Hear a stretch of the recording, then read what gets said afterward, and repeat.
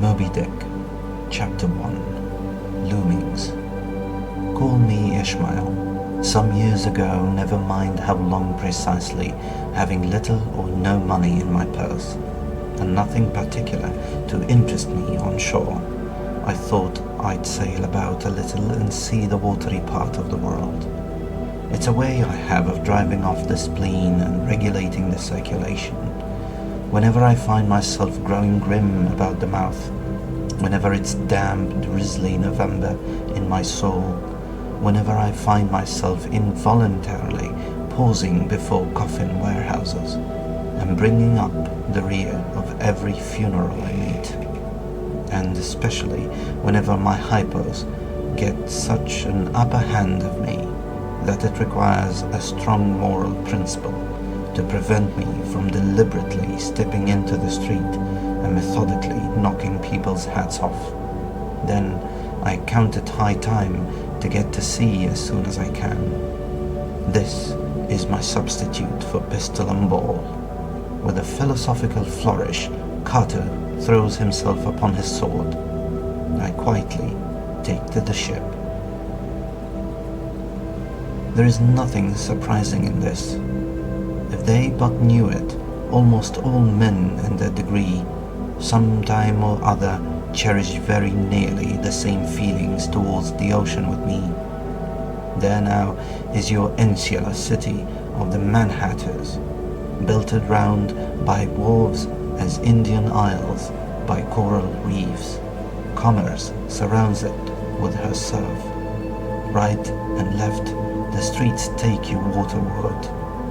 Its extreme downtown is the Battery, where that noble mall is washed by waves and cooled by breezes, which a few hours previous were out of sight of land.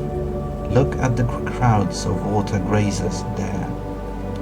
Circumambulate the city of a dreamy Sabbath afternoon. Go from Corlear's Hook to Contia's Slip, and from thence by Whitehall northward. What do you see? Posted like silent sentinels all around the town stand thousands upon thousands of mortal men fixed in ocean reveries, some leaning against the spiles, some seated upon the pierheads, some looking over the bulwarks of ships from China, some high aloft in the rigging, as if striving to get a still better seaward beam. But these are all landsmen of weekdays, pent up in lath and plaster, tied to counters, nailed to benches, clenched to discs. How then is this? Are the green fields gone? What do they hear? But look, here come more crowds, pacing straight for the water, and seemingly bound for a dive. Strange. Nothing will content them but the extremest limit of the land, loitering under the shady lee of yonder warehouses will not suffice. No, they must get just as high the water as they possibly can without falling in. And there they stand, miles of them, leagues, inlanders all. They come from lanes and alleys, streets and avenues, north, east, south and west. Yet here they all unite. Tell me, does the magnetic virtue of the needles, of the compasses of all those ships attract them thither? Once more, say, you are in the country, in some high land of lakes. Take almost any path you please, and 10 to 1 it carries you down a dale and leaves you there by a pool in the stream. There is magic in it. Let the most absent-minded of men be plunged in his deepest reveries.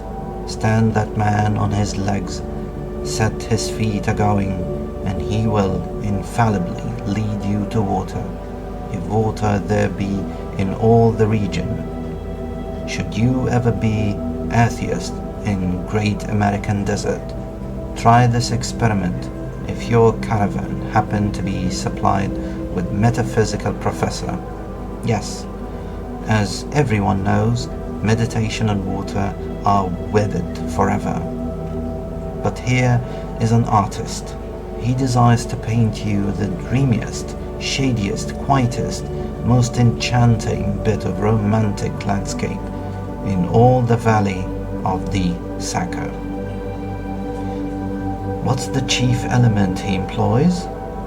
There stand his trees, each with a hollow trunk, as if a hermit and a crucifix were within, and here sleeps his meadow, and there sleep his cattle, and up from yonder cottage goes a sleepy smoke.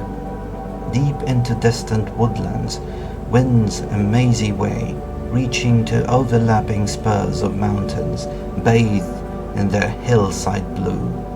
But though the picture lies thus tranced, and though this pine tree shakes down its height like leaves upon this shepherd's head, yet all were vain unless the shepherd's eye were fixed upon the magic stream before him. Go visit the prairies in June, when for scores on scores of miles you wade knee-deep among tiger lilies. What's the one charm wanting? Water. There is not a drop of water there. Were Niagara but a cataract of sand, would you travel your 1,000 miles to see it? Why did the poor poet of Tennessee, upon suddenly receiving 2 handfuls of silver, deliberate whether to buy him a coat, which he sadly needed, or invest his money in a pedestrian trip to Rockaway Beach? Why is almost every robust healthy boy with a robust healthy soul in him at some time or other crazy to go to sea?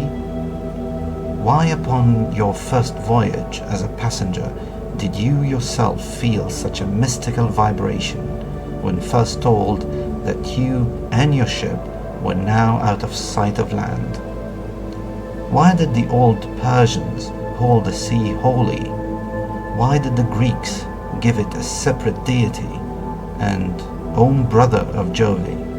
Surely all this is not without meaning, and still deeper the meaning of that story of Narcissus.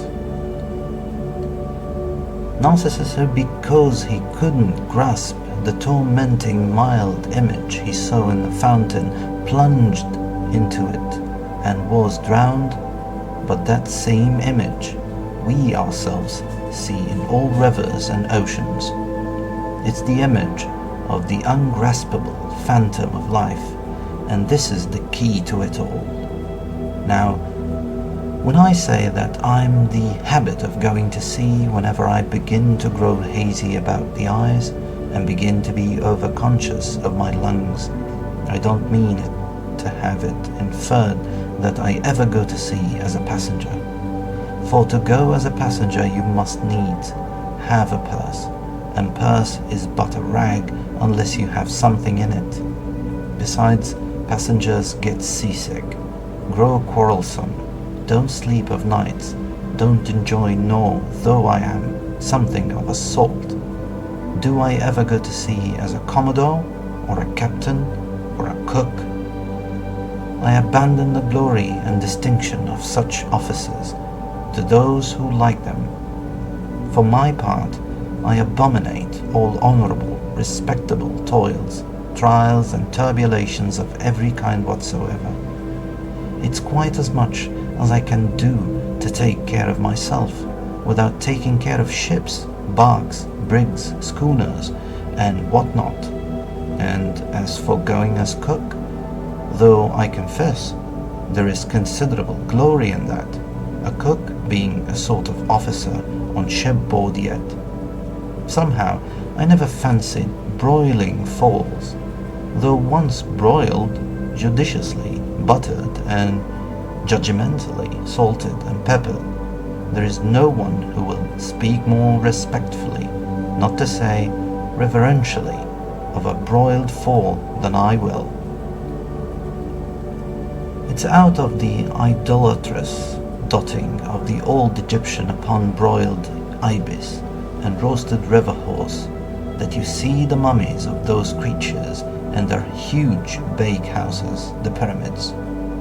No, when I go to sea, I go as a simple sailor, right before the mast, plumb down into the forecastle, aloft, there to royal masthead. True, they rather order me about some and make me jump from spar to spar like a grasshopper in a May meadow. And at first, this sort of thing is unpleasant enough.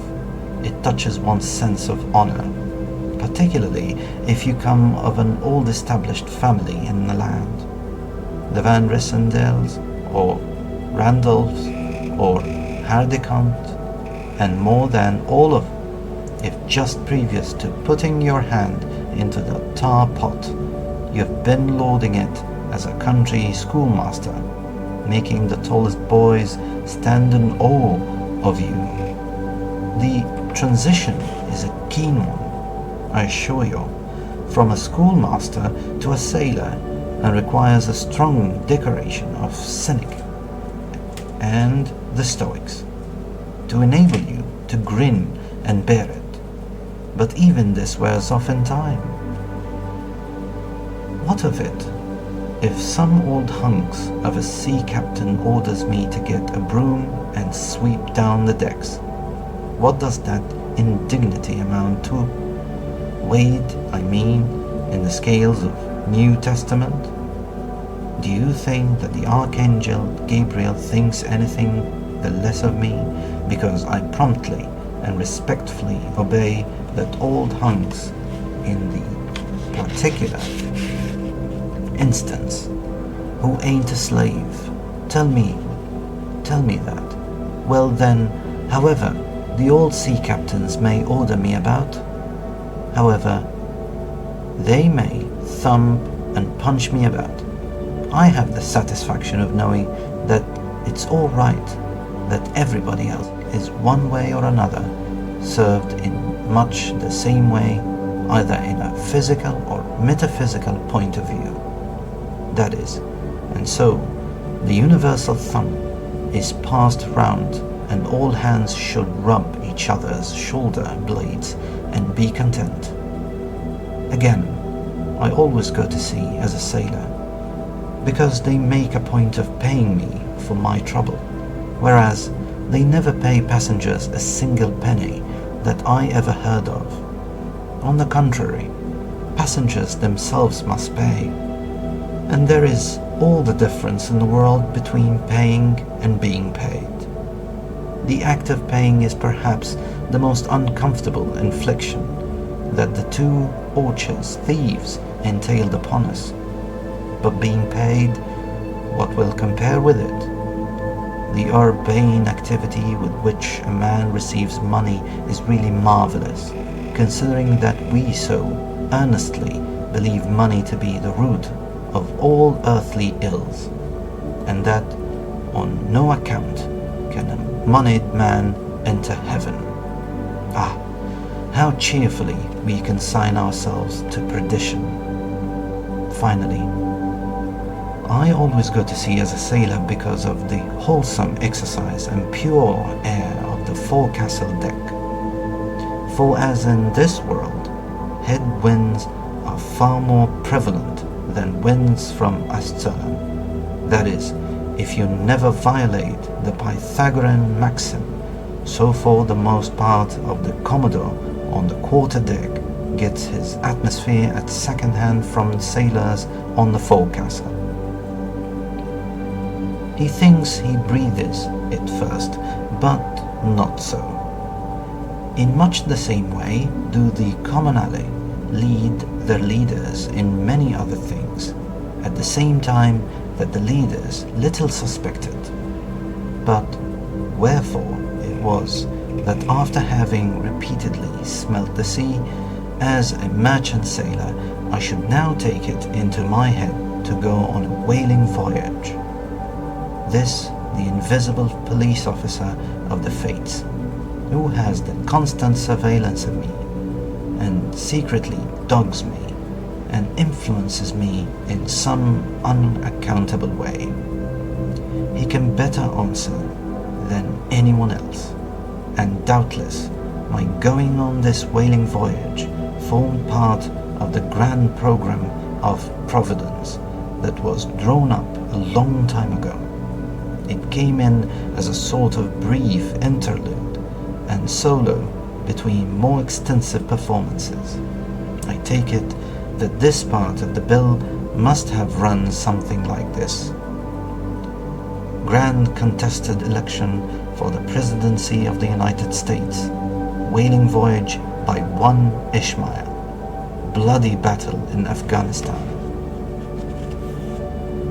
Though I can't tell why it was exactly that those stage managers, the Fates, put me down for this shabby part of whaling voyage when others were set down for magnificent parts in high tragedies and short and easy parts in genteel comedies and jolly parts in farces. Though I can't tell why this was exactly, yet now that I recall all circumstances, I think I can see a little into the springs and motives which, being cunningly presented to me under various disguises, induced me to set about performing the part I did, besides cajoling me into the delusion that it was a choice resulting from my own unbiased free will and discriminating judgment. Chief among these motives was the overwhelming idea of the great whale himself. Such a portentous and mysterious monster roused all my curiosity. Then the wild and distant seas where he rolled his island bulk, the undeliverable, nameless perils of the whale, these, with all the attending marvels of 1,000 Patagonian sights and sounds, helped to sway me to my wish. With other men, perhaps such things would not have been inducements, but as for me, I'm tormented with an everlasting itch for things remote.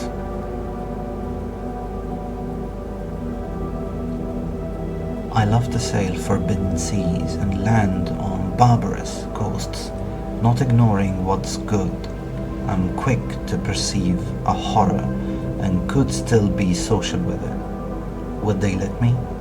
Since it's but well to be on friendly terms with all the inmates of the place one lodges in. By reason of these things, then, the whaling voyage was welcome.